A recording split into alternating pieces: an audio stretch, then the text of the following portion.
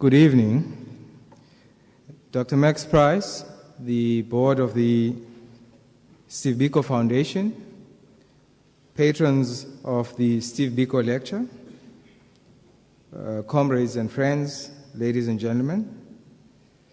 Today marks the 35th anniversary of the murder of Black consciousness leader Bantu Stephen Biko. Arrested a healthy man on the 18th of September 1977, he died 3 weeks later as a result of subarachnoid hemorrhage. The primary injury to his head, which was the most obvious cause of death, was sustained during an interrogation in room 619 at the Sanlam building, then the headquarters of the security branch in Port Elizabeth. Biko was neither the first nor last victim of police brutality that cost him his life, and many, many others.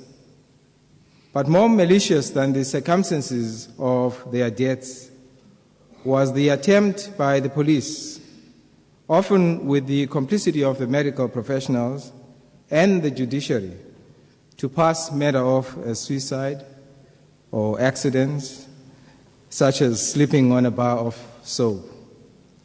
These and other official explanations were designed to diminish the contributions of victims of torture and death in detention and their rightful place in history.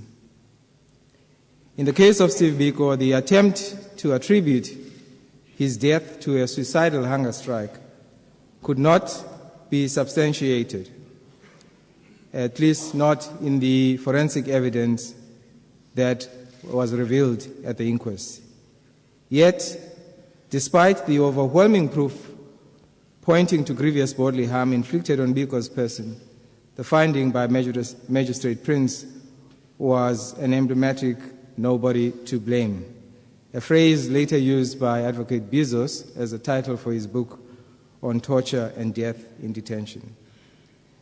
We were reminded of this history last year at the last lecture. In the decades since Biko's death, September 12 has become a rallying point for many communities around the world. In between the September commemorations, a number of institutions have contributed to shifting the focus befittingly from the circumstances surrounding his death to the essence of his work. At the core of Biko's concerns was the creation of a seamless link between the actions of the individual and the fight against societal ills. In his time, the primary struggle, of course, was the attainment of freedom and the goal of bestowing upon South Africa a more human face, to use his words. Although grounded in the South African experience, this message finds resonance in many places that are still struggling with the residue of racism, both structural and attitudinal. So in Brazil, a country that competes with South Africa as the most inequitable, for 25 years now, the Steve Biko Cultural Institute has been doing a sterling job in the education sector. It uses the approach of Black consciousness to develop confidence in young Brazilians who have dropped out of the education system, encouraging them to return to the classroom to complete their tertiary education and subsequently to plow back into their communities. In Liverpool, the historic gateway of England's slave trade, the Steve Biko Housing Association is providing vulnerable members of their community with ingenious housing solutions. And the Steve Biko Foundation has had the pleasure of enjoying a productive partnership with both these institutions now for many, many years.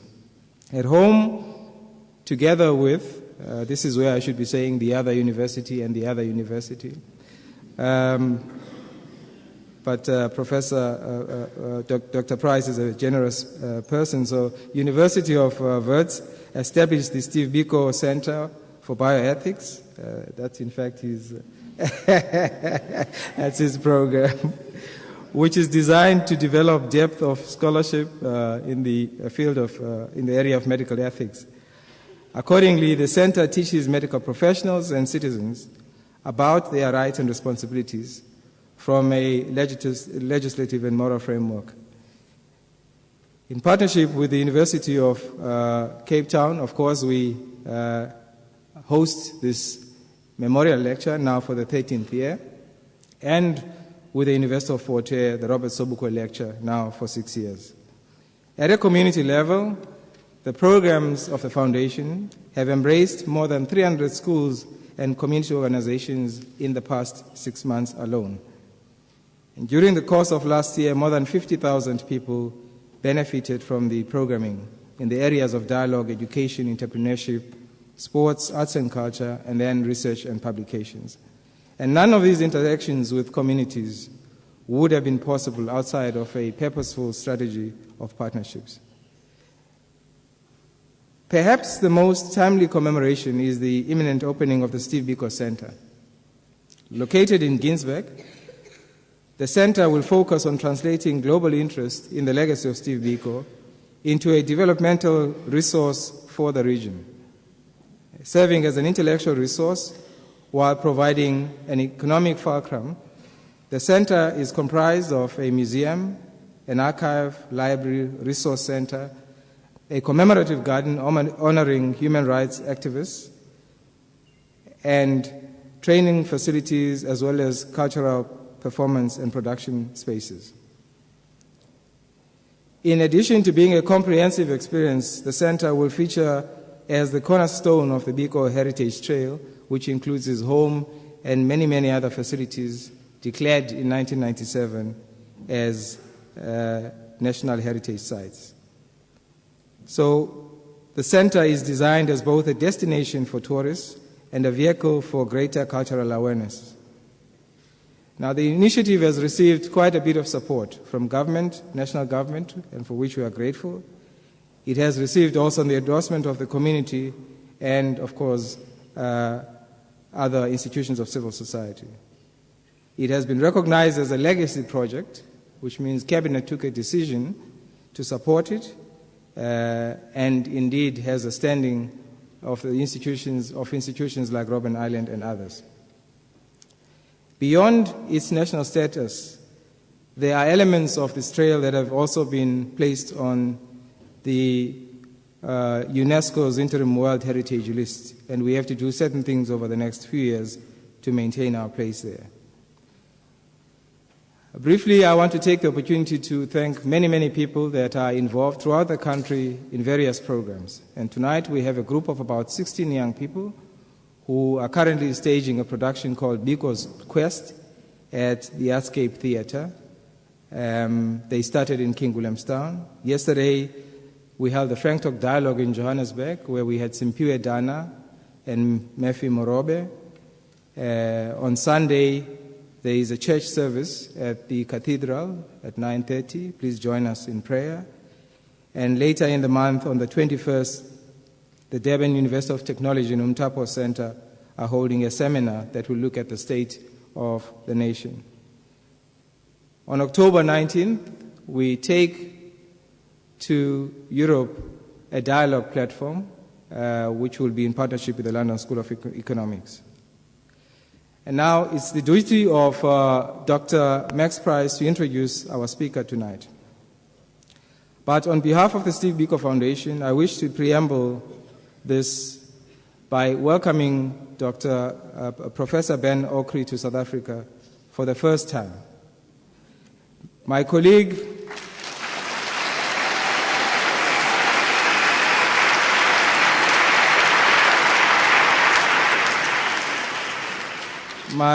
Obenwa Mponsa had the opportunity to visit with him in London following numerous recommendations from patrons of the lecture.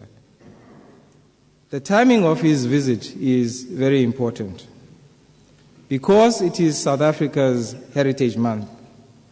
It is important for us to use this time to reflect on recent developments in our country that have tested the maturity of our democracy.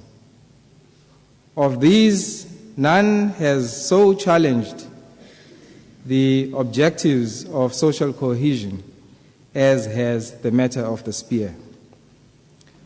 On this matter, South Africans simply refuse to hear each other.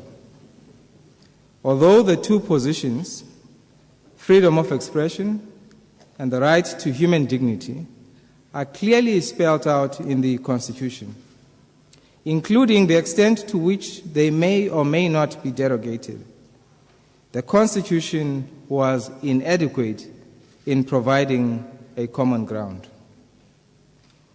Once we were all speared out from the heated emotional debate, we seemed to have reached an uneasy settlement.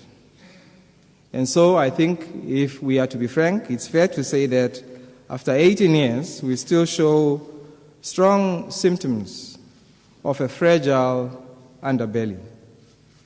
Our political tentacles are excessively sensitive.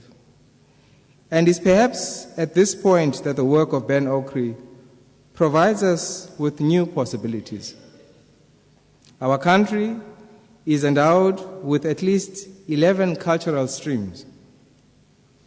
In this diversity of language and culture are a lot of idioms that can help us find each other and appreciate each other's perspectives. By abandoning this heritage, we are in fact abandoning each other. Ben Okri challenges us to reckon with the limitations of the physical world. Through skillful deployment of tools from the world of folklore and mythology, he has changed the aesthetics of writing, providing us with new possibilities to reimagine who we are. His writings continue to remind us that in 1994, it was not in the world of the physical that we found that gem that took us forward. It was, in fact, in the world of the intangible. It was in the world of folklore that we found each other's humanity. We named it Ubuntu, and that's what propelled us forward. And hopefully it is in that space that we will find ways of furthering our democracy. Thank you.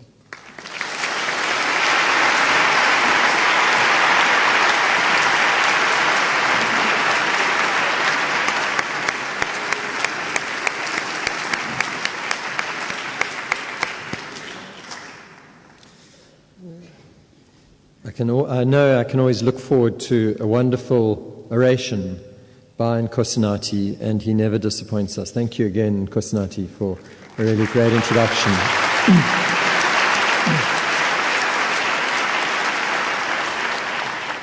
Let me just pause a minute. What's the problem?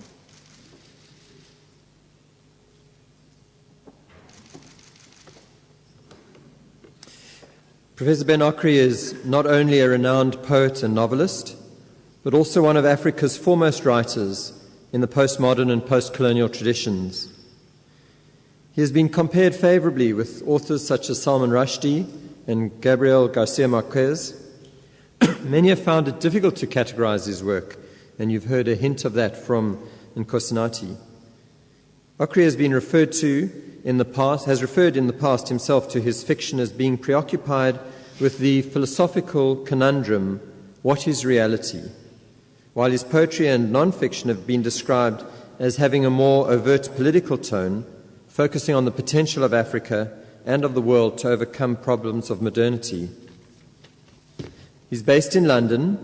He has published 10 novels, including and also collections of poetry, short stories and essays. His work has been translated into more than 20 languages. He's been awarded the Booker Prize for Fiction in 1991 for his novel The Famished Road, and has received several other accolades, such as the Order of the British Empire, the OBE, the Commonwealth Writers' Prize for Africa, the Aga Khan Prize for Fiction, and a Crystal Award from the World Economic Forum.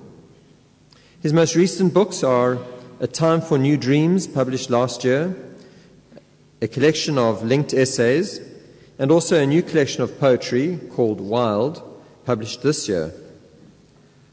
Okri is the Vice President of the English Centre of International Pen and is a member of the board of the Royal National Theatre. It's a great privilege and pleasure for us to have you in South Africa for the first time and at UCT and as part of the Steve Biko lecture to be able to host you on your first public speaking debut in this country. So we really want to express our appreciation that you have accepted this invitation and honoured us with us. We look forward to your talk.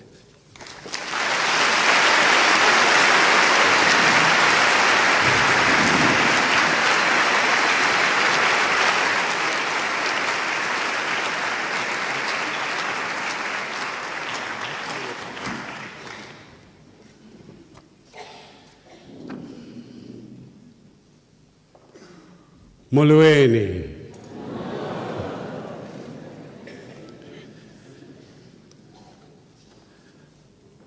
Vice-Chancellor Max Price,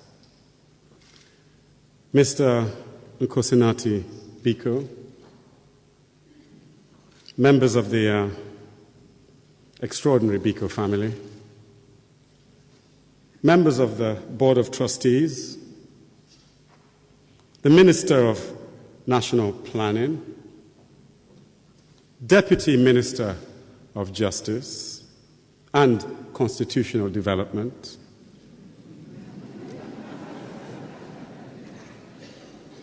distinguished guests, comrades, ladies and gentlemen, and in South African parlance, all protocols observed.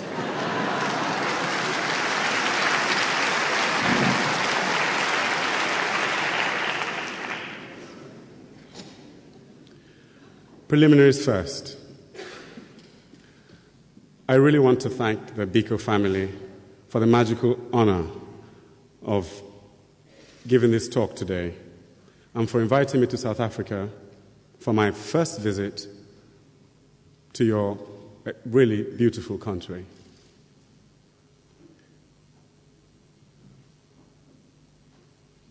It's more than an honor to give the 13th Steve Biko lecture, commemorating the 35th anniversary of his brutal death and transition from activists against apartheid to one of the guiding ancestors of justice and freedom, not only in South Africa, but all over the world. I want to especially thank Nkosinati for the personal invitation, as well as to congratulate him for the extraordinary work they have done in making available to the world the transfigured meaning of Steve Biko's legacy. 15 years ago, Nkosinati inaugurated the creation of a Steve Biko Memorial, and these memorial lectures have acquired great significance. I am struck by the richness and variety of the people who have given the lectures, from the great Nelson Mandela himself to the delightful and dancing Desmond Tutu, giants of Black and African literature like Chinua Achebe, Ngugi wa Thiong'o, and Ndebele, who gave the inaugural lecture, and Alice Walker, formidable presidents like Thabo Mbeki, and that legendary finance minister, Trevor Emmanuel.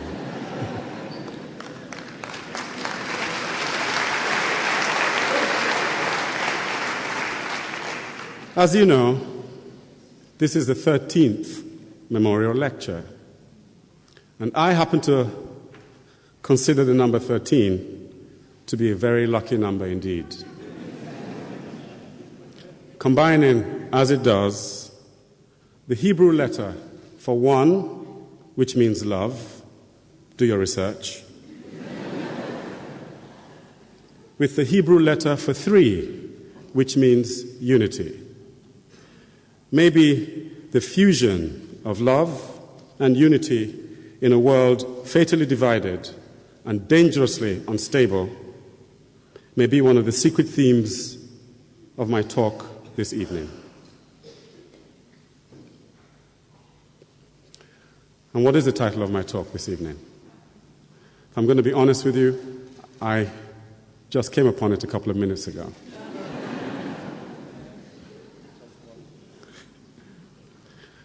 And it's Biko, and the tough alchemy of Africa.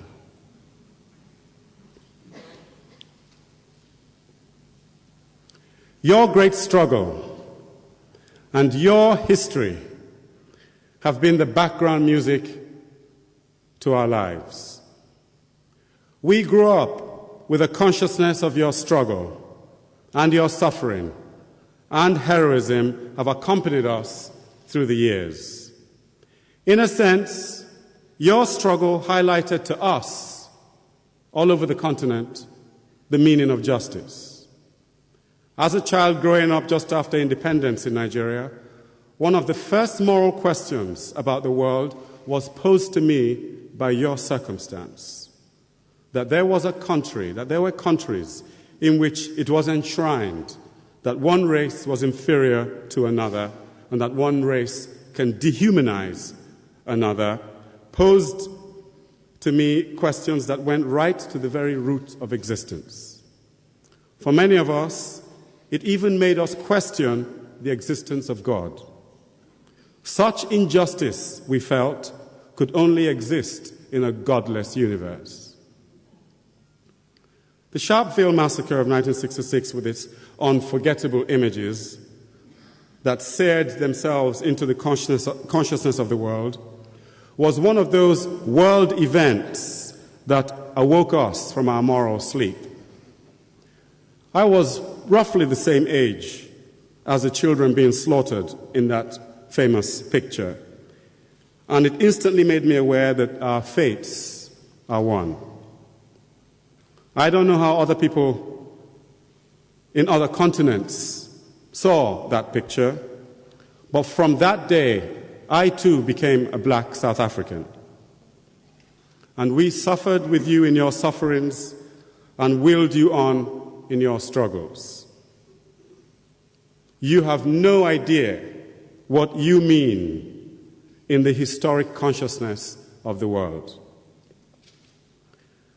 Sometimes it seems that awful things in history happen to compel us to achieve the impossible, to challenge our idea of humanity.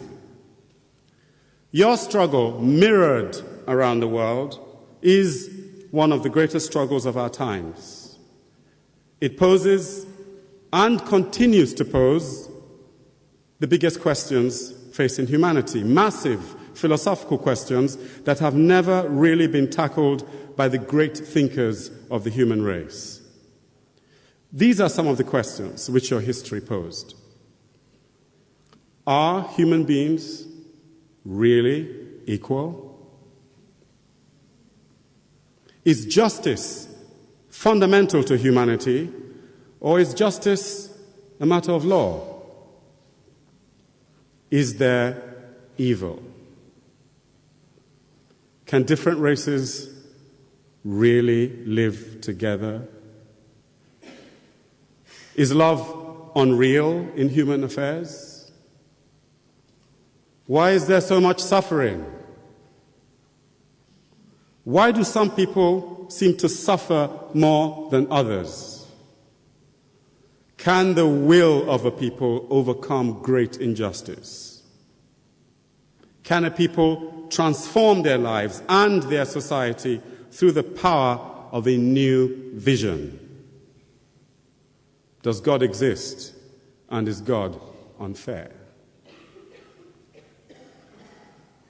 All across the continent, and everywhere where the human heart responds to the suffering of others, these questions were a nagging kind of music. All across Africa, these questions troubled us. And among the voices that articulated a profoundly bold and clear response to these big questions of fate, injustice, and destiny, one whose voice pierced our minds was that of Steve Biko.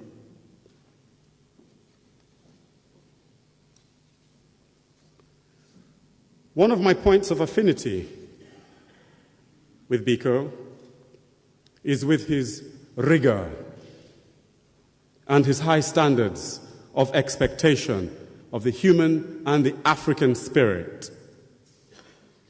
He asks fundamental questions like, who are you? What are you? Are you what others say you are? What is your selfhood? What makes you a man or a woman? He asks questions which will be relevant in hundreds of years' time, questions which are an inevitable part of a free society. We need to reincarnate Biko's rigor, his high standards, and his forensic questioning of society and all of its assumptions. We need to keep alive Biko's fierce and compassionate truthfulness. In fact, we need Biko's spirit now more than ever. If he were here today, he might well ask such questions as, is the society just? Are we being truthful about one another? Has there been a real change of attitudes and assumptions on both sides of the racial divide? He might have expressed concerns about the police reaction to the striking miners of Marikana. He would have said that it does not need to be said that the murders and the use of apartheid laws to try the miners are shocking to the international community, and that it has disturbing resonances with his own death. He might well ask, has there been a reconciliation without proper consideration? He might ask whether the things that he fought against have merely mutated like certain cancerous cells. It is a strange kind of fate for Biko to have suffered, for in being so unjustly cut down so early, he remains for us a perpetually poised question. He remains for us perpetually poised in the stance of his difficult questions. And to think of Biko is to have those questions always come alive in our minds. He is like Kafka's axe that can always be used against the frozen seas of lies and hidden attitudes that clog up the flow of a society's possibilities. He is a figure of constant truth that will continue to haunt the history of this nation as it negotiates through time the continued hidden legacy of apartheid. It is not surprising that his most famous work is called I Write What I Like. In a sense, Biko transcends politics and has in him something of the terrible integrity of the true artist, one who, with hammer blows, will relentlessly pursue his vision of exalted truth regardless of its consequences. In that sense, Biko is more than just the unfinished conscience of this land. He is also that finger pointing at the only acceptable future, a life and a society in which citizens can be proud of what they are. Biko's spirit is permanently, fantastically set against the humiliation of man and woman. His spirit is set against the mediocrity of consciousness, the mediocrity of a consciousness that lives without a sense of what is happening to others. He is not an easy guide. He does not like laziness or lazy thinking. He has the rigor of a young man who will not accept that a decent life is impossible for his people. He will not accept that an agreement has been reached without frank and exhaustive dialogue. He may well think that too much has been given away too soon. He may even think that the people who have not honestly acknowledged the depth of the injustice they inflicted on others may still, in fact, harbor the seeds of those injustices. In many ways, Biko reminds me of Nietzsche. He did not trust pity, and he might have thought forgiveness not really forgiven till the fire of truth has been brought into the consciousness of the one to be forgiven. Generosity without steel can be a weak thing, just as steel without generosity can be a cruel thing. This may be one of the real tragedy of Biko's death. The apartheid struggle needed its dual strand, its hard and its gentle, its sternness and its compassion, its fire and its water. With the murder of Biko, some tougher questions which would have been insisted upon might have found a more authentic advocate. The fact is that a nation cannot escape from itself and from all of its truths and all of its lies. If its lies linger too long in the unspoken dialogue of a people, sooner or later they will lead to unpleasantness. Even though Biko be absent, the people in the shanty towns, the poor and the hungry, feel the shadow of those lies, feel the pointedness in their lives of the questions that Biko might be asking today.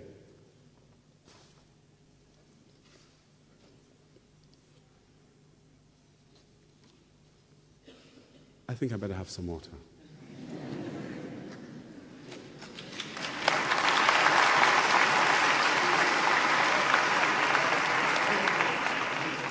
Thank you. Great struggles tend to throw up great spirits. Great suffering tends to throw up great minds who refuse to accept the terms of that suffering. Something of the spirit of Prometheus breathed in the voice of people like Steve Biko, voices who refused to accept the definition of his people by those who define it downward. Prometheus suffered his incarceration on the great rock of Tartarus because he stole fire from the gods to give to humanity. One of the recipients of that fire was Steve Biko. I am aware that there are many recipients of that fire. People like the great man Nelson Mandela, father of the nation, figures like Chris Hani, freedom's prince. But Steve Biko's fate is one of the latest in a long chain of Promethean destinies.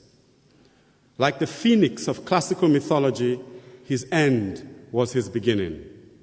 The power and truth of his ideas spread with a special brilliance because of the flame of his death. It is one of the curious things about history that whenever they kill the incarnation of truth, its voice is multiplied 1,000-fold.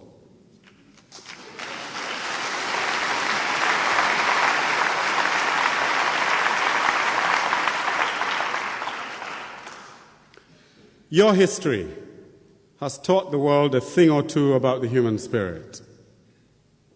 From you, we learned that eventually the spirit is unconquerable. From you, we learned that history is not inevitable, but must be fought for with blood, with courage, and with wisdom.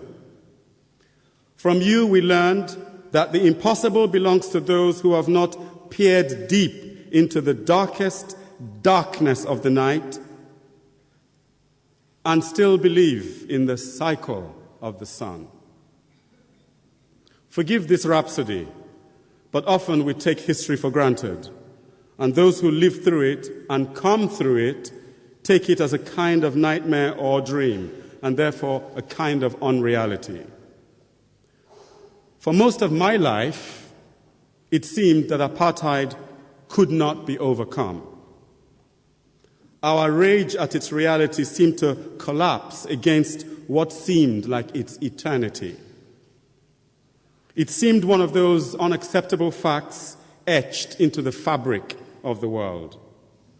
In England, where I lived in the latter part of my life, it was assumed by many that apartheid would be with us for generations. It seemed like one of those unalterable facts, like fate, or the moon, or like hunger.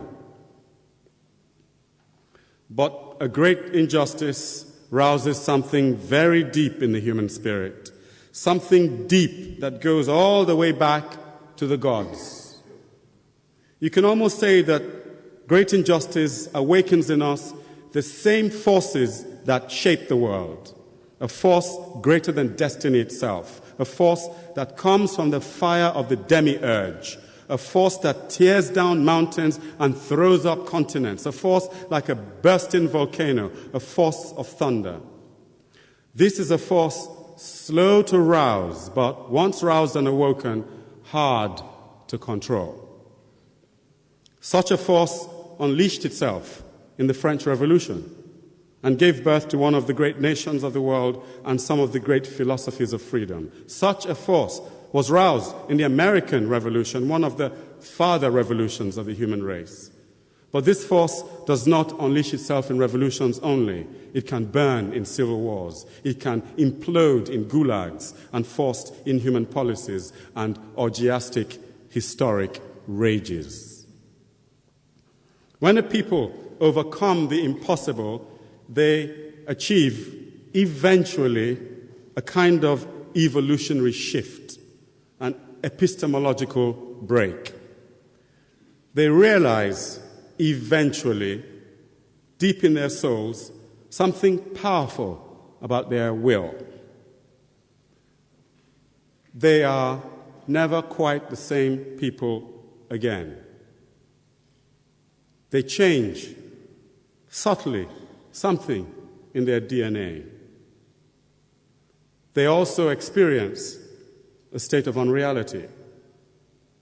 History is like a nightmare we wake up from after a struggle and blink in stupefaction at the strangeness of daylight. With awakening, a great energy is freed. A new question is posed. The nightmare is over, but what do we do with the day? We do not have enough psychologists of history. Everyone seems to treat history as if our reaction to it should be logical. A people have emerged from a mutual nightmare. What should they do upon awakening? What should anyone do after a long trauma? What can anyone do? Nations, too, like individuals, need to heal. And healing takes several forms. For some, healing is probing the wounds, seeking causes, pursuing redress. For others, healing is dreaming. It is an act of vision, during which time a future is dreamt of, shaped, and put into place.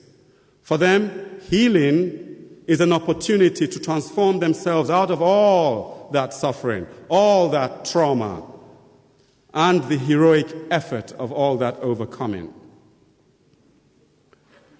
The unfortunate thing about history is that it gives us no rest, no holidays. There are no pauses. We go from struggle to struggle. The struggle to overcome and then the struggle to live, to grow, to realize the potential seeded in our bones. We go from tearing down the unacceptable to building the desirable without much of a break in the dance. But how long does this magic period last? The period of raised consciousness when the people realize the surging through them of all the best energies of the human spirit, when they have effected a profound change in their destiny and feel the euphoria of overcoming. How long does it last? This sense of having climbed a mountaintop against all the odds and gazing back down over the journey accomplished and feeling for a long historical moment the sense that with the will primed and the vision clear, anything is possible. Historical exaltation is too short. Life comes rushing in. No one can dwell on a mountaintop long. The air there is too pure and unreal. The value of mountaintops is not to live on them, but to see from them.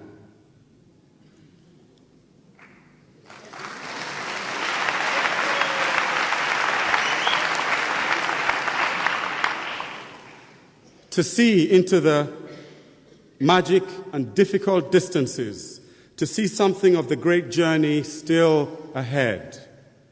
To see, in short, the 7 mountains that are hidden when we climb.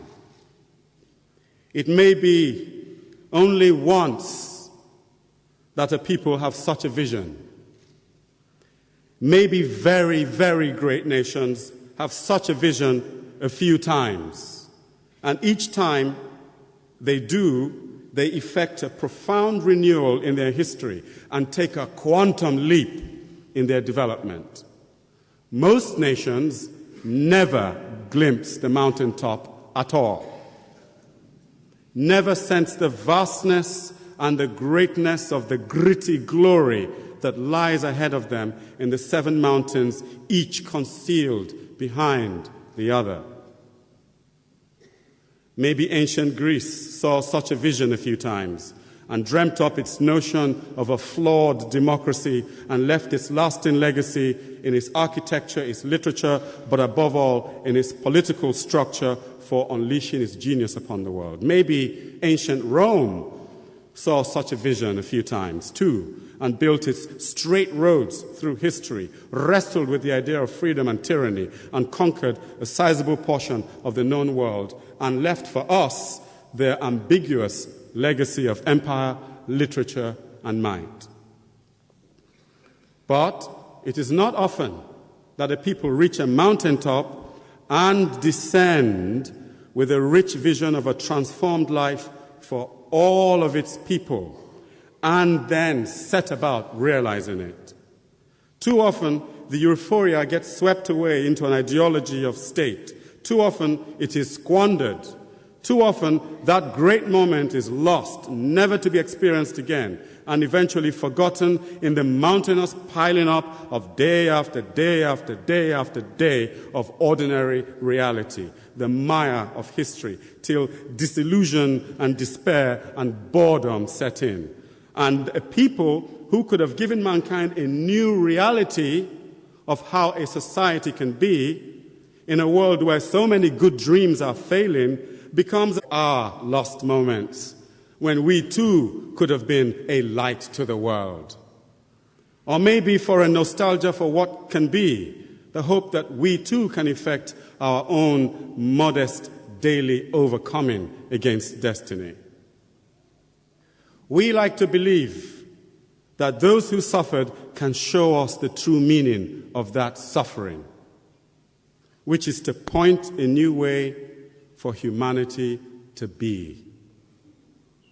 There is no greater value to suffering than in having the authority to create a better, fairer, truer, and more beautiful life for its people. There are those who think that suffering brutalizes and dehumanizes and turns men and women into animals. There are those who see in Africa's troubles nothing but what they unintelligibly call African nihilism. There are, to be sure, many cracks and fissures in the human spirit, and unimaginable horrors have been unleashed in Europe and Asia and America. History shows no one to have completely pure hands. But those who have had injustice perpetrated on them, who have suffered unbelievable variations of humiliation and brutality, ought to have a special light and vision on the nature of justice. This would be true, of course, but for what Hamlet calls bad dreams. Hence, the necessity of that unique kind of healing. Personally, I favor healing as dreaming. A society comes through fire and nightmare, and it ought to heal through dreaming. Not the dream of sleep, but the dream of vision. In some ways, unreality is easier than reality. And the reality of freedom demands more consistency, vision, courage, and practical love than was suspected in the unreality of injustice. And what defines a society is not how it overcomes its night, but what it does with the long, ever-after days of sunlight. Some will say that we emerged from the night with our hands tied, and that the sunlight still has a lot of night in it, and that the terms of our freedom and the context of our independence put lead weights on our feet in a field where others have been running with free feet and machine-assisted feet for hundreds of years before we entered the strange game.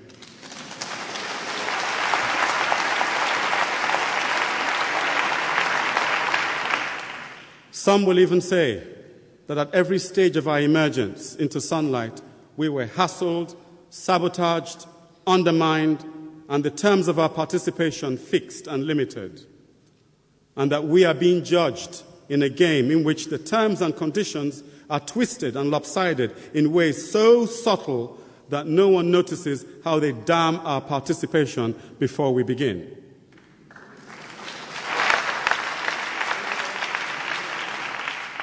Some will say many such things. How we play not our game but the game of others, and how our leaders are confused, and our participants corrupted, and the people cheated and betrayed and left behind in hunger and poverty in the long after years of sunlight.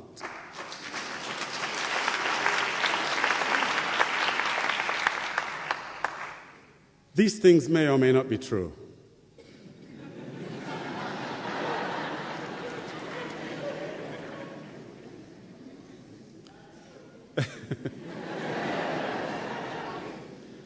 What is true is that no one will hand us the destiny that we want.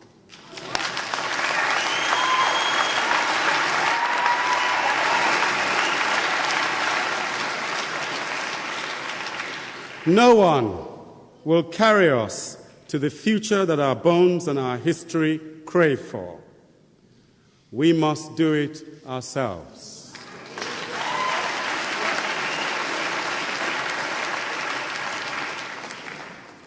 It seems that the courage and the ingenuity and the toughness required for getting us out of the night are indeed required much, much more for the ever after day of the long after years of sunlight. Freedom was just the overture. Indeed, freedom may just turn out to be a very small part of the true story of a people.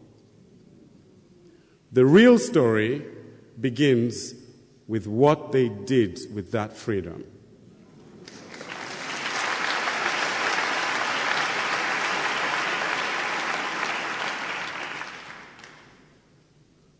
Part 2.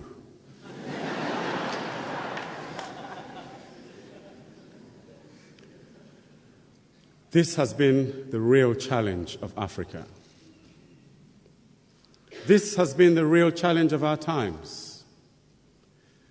Can we make something worthwhile of our freedom? Can we be fruitful and workable nations? Can we create a good life for our people? But more crucially, can we make sustained and important contributions to the world and help in our own way to take forward human civilization? On the whole, it can be said that African nations began with hope, fell into chaos, and staggered into dependency. Or to take another variation, it can be said that African nations began in unity, collapsed into multiplicity, and stumble in division. Or to weave one more jazz note of history, that African nations began in dreams, were overwhelmed by reality, and stumble about in nightmare.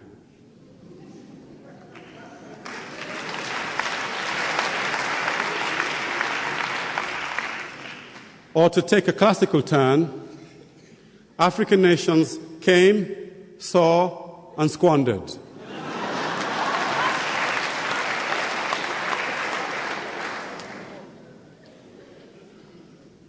All across the world, in the late 50s and 60s, could be heard what Byron once called the first dance of freedom. Not long afterwards came the cry of failure as civil wars, tribalism, coups, and corruption descended on the recent freedom dances. Then came the long decades of anomie that was such a feast of gloating and salivation for Western observers and their Naipaul converts. People emerged from the African world into a European-shaped reality in 2 or 3 generations, and no one wonders that there would be some confusion. People entered an arena in which others had been shaping themselves as nation-states over hundreds of years, and no one wonders that they would at first seem inadequate. The fact is, we might have lost control of our self-perception. We might have lost control of how we see ourselves in the modern world. We see ourselves and measure ourselves with outwardly determined standards. We don't play our game.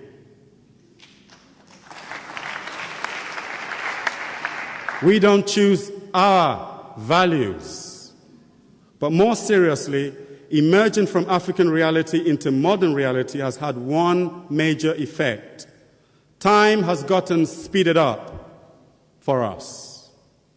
We are having to accomplish in 10 years what it took European nations 2,000 years to accomplish. Africa is having to compress in a short time her own equivalent of the Roman conquest, the Viking marauders, the Black Death, feudalism, the Civil War, the Industrial Revolution with its dark satanic mills, capitalism, the Poverty Act, the union of the 4 warring nations, and the unholy spoils of colonialism, all into a few solitary decades.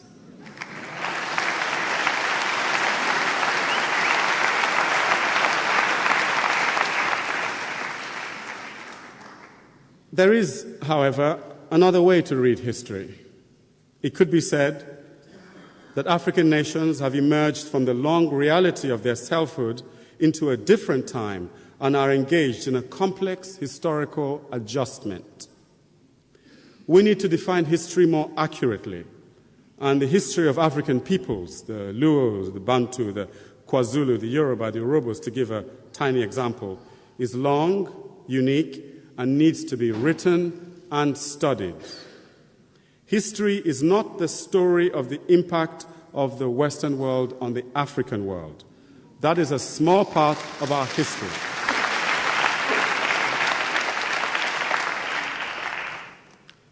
History is not objective.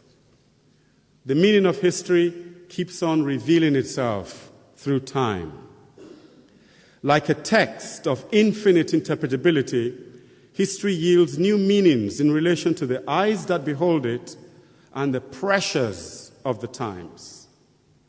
History may be memory, history may be vengeance, history may be redemption. But whatever history is, it is too soon to extrapolate the meaning of our recent histories. Those who write about history in haste and fall into quick judgments find that the long unfolding of events changed the meaning of the facts upon which they based their judgments. Time is a great ironist. The historian who makes a quick judgment against the United States of America right in the middle of her apocalyptic civil war would be made foolish by the unfolding destiny of that nation. History may be fact, history may be dream, history may be revelation. It is not how things are that count. It's what you do with them, what vision you have, and with what strength you march towards that vision. We need a new consciousness. History is always responsive to a new consciousness. Part 3.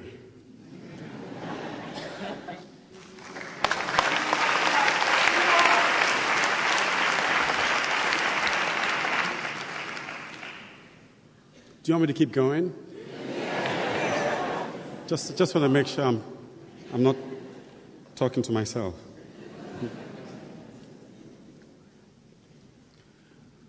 They say the greater the mistakes, the greater the lessons that can be learned. Africa has surely made enough mistakes for us to learn from. Among other things, we are rich in mistakes. Some nations in the world made their mistakes over thousands of years. We made ours over decades. We have made enough mistakes to become nations of genius if we had that inclination. Maybe that is why there is the beginnings of a new consciousness, a new stirring of national success slowly creeping across the continent. But what are some of these mistakes?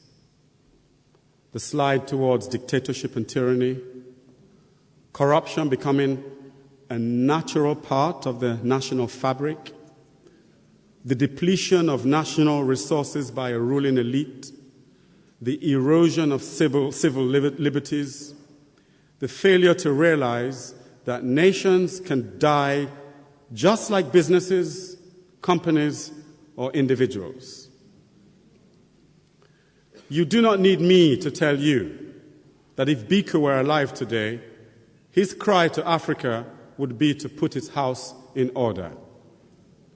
He would be appalled at the civil wars, the failure to feed and educate the people, the greed of government officials, and the general failure to live up to the promise of the great struggles for liberation. He would be harder on us than our critics, because he would expect from us the highest standards of national life. I interpret black consciousness not only in relation to the history of oppression. I interpret it also as an injunction to the highest fulfillment of a people's possibilities.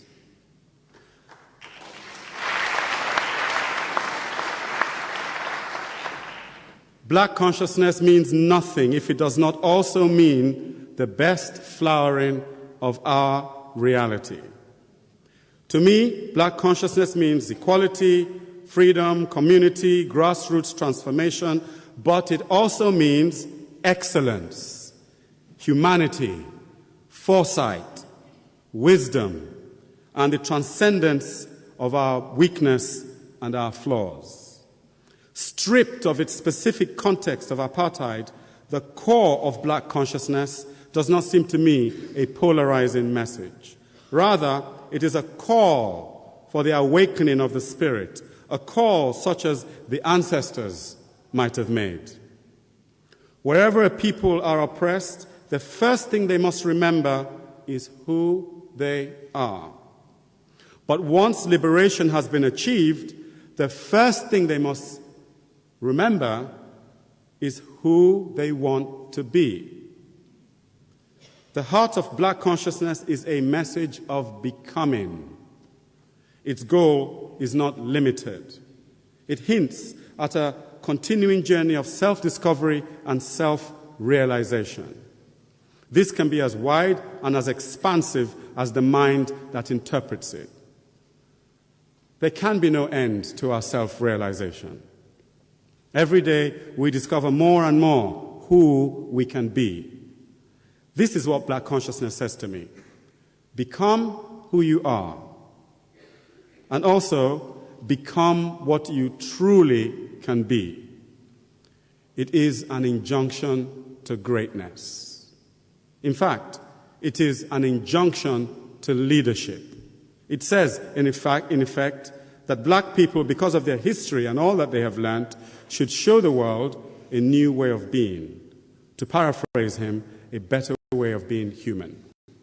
Coming to the end, slowly. Part 4. There are 3 kinds of leaders. There are the ones who bring meaningful change. They are the ones who make change real. And then there are those who squander the possibilities of their times. The challenge of our times has always been the challenge of leadership. It is not the only challenge, but it is the most symbolic. Black consciousness is an injunction to leadership because a people can only be as liberated as its leaders are. In that sense, black consciousness says that in liberating your mind, in freeing your consciousness, you should be your own leader. Everyone, therefore, carries the burden of leadership. To that degree, the leaders that you have says something about the kind of people that you are.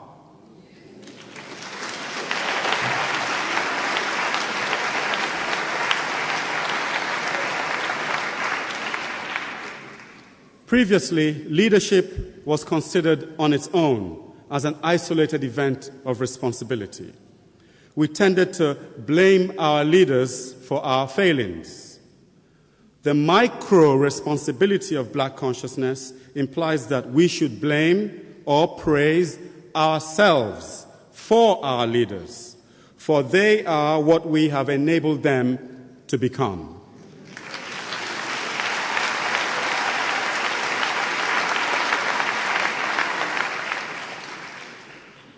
To me, black consciousness suggests that the people take the responsibilities for their lives, their societies, their destiny. This is not a textual, but an intuitive reading of black consciousness. I am not advocating civil unrest, but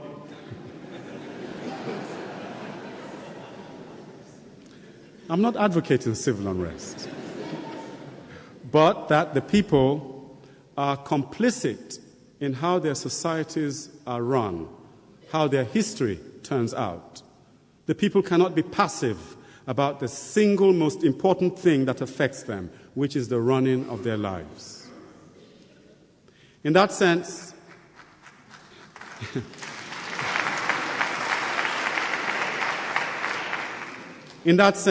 there is a micro and a macro dimension of black consciousness. But its core is that of liberating for all time and in all historical circumstances the consciousness, the conscience, and the spirit of a people. After all, a people cannot come awake in their oppression and fall right back asleep after their liberation. A continued wakefulness is the burden of black consciousness, a continued vigilance.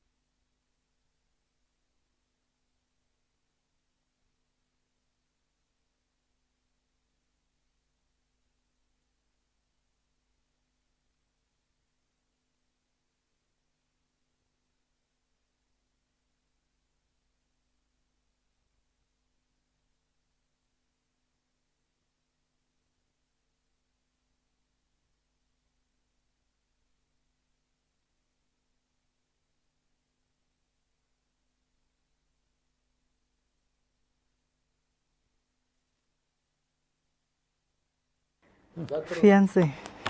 Ah.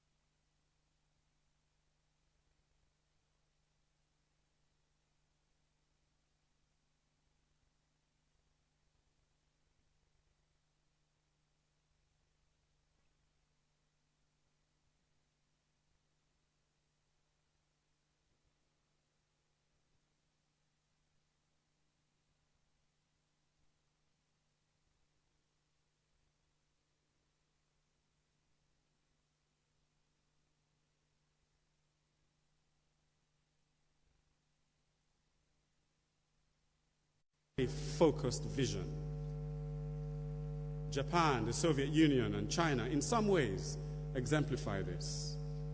They try to bring about fantastic transformation in society in a very short time. The results are often ambivalent. With Stalin and Chairman Mao, millions died, and the specter of the gulags haunt such experiments.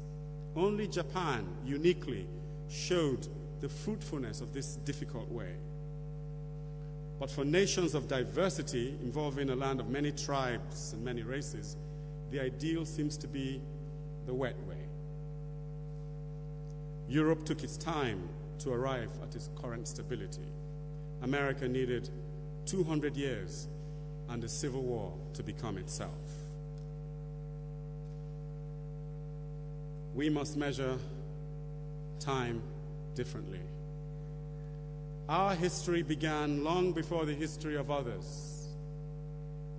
We must measure time not in the length of oppression but by the persistence of our dreams. And our dreams go back a long way, way beyond the fall of Carthage, which Mandela says we are to rebuild, and way beyond the first imperfect Egyptian pyramids. The cycles of time, like the inundation of the Nile, have deposited on us the immeasurable silt of human experiences. We have great wealth in all that is at the root of humanity. If there is a correlation between experience and wisdom, between suffering and understanding, Africa is the richest delta of possible transformation. The dream of our ancestors nestles in the Rift Valley, when the greatest enemy of man was not man, but night itself. Our ancestors battled with all manner of monsters and evils within and without. And this long period of time, the long march to civilization, must have forged in them some unconquerable sense of the human spirit. Just as rocks bear the strata of the ages they have witnessed, so deep inside us are the strata of unmeasured overcomings.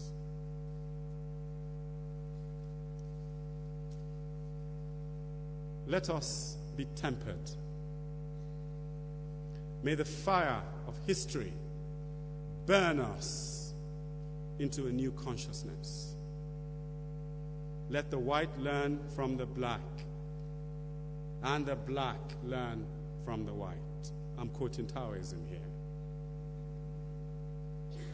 Your different histories come together in one great sea.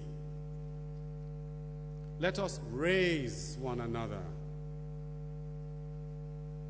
You have something special to give the world.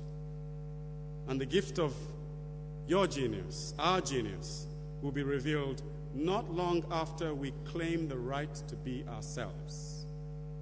We can be no one else. We must therefore accept his history. We must therefore accept our history with all of its flaws. We should hide nothing from ourselves about who we have been. We can only transform that which we face. What we are now is only the present slice of the picture of ourselves. There can be no final definition of what we are.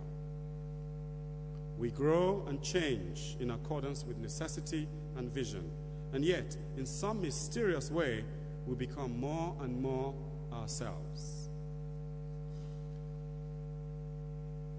35 years ago, a visionary son of the soil who was going to become a doctor was slain. From his grave, may 1,000 dreams of freedom rise. May the vengeance for his torture and his slaughter be the constant coming into being of a beautiful South Africa.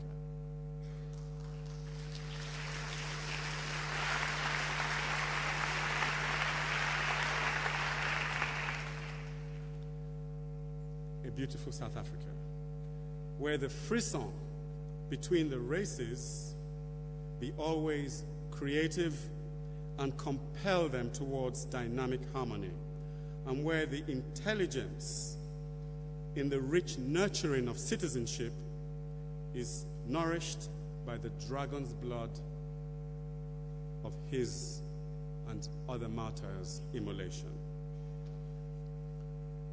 Pass the word on. Pass the word along the 5 great rivers of Africa, from the Cape of Wise Hope to the sinuous mountains and the tranquil savannas.